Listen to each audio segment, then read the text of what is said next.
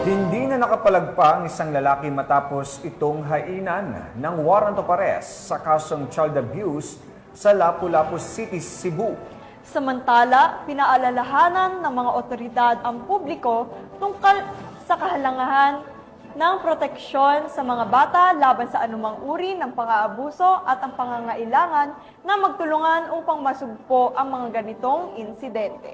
Nakibalita dyan si Patrolwoman Flora May Azares. Himas sa lakas ang lalaking sospek na may 2 kaso ng RA 7610 matapos maaresto ng kapulisan ng Lapu-Lapu City sa Kamanggahan 2, Barangay Paho, Lapu-Lapu City, Cebu, Nobyembre taong kasalukuyan.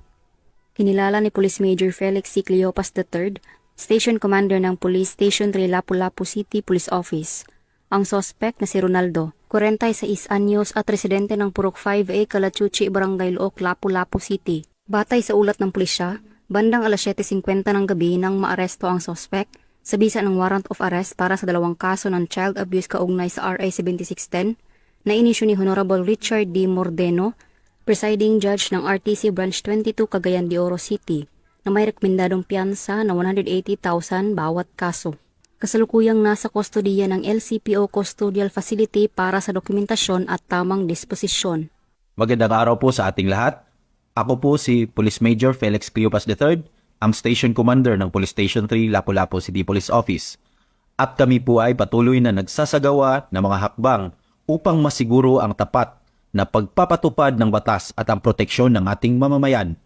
Ang mga may warrant of arrest ay hinihikayat na sumunod sa batas at makipagtulungan sa mga otoridad para sa agarang paglutas ng kanilang mga kaso.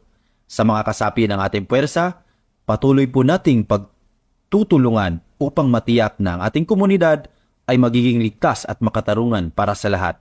Maraming salamat po at magkaisa tayo sa pagpapatibay ng batas at kaayusan. Ang Lapu-Lapu City PNP ay walang tigil sa pagsasagawa at pagpapaigting ng kampanya laban sa anumang uri ng kriminalidad upang masiguro ang kaayusan ng kanilang nasasakupan.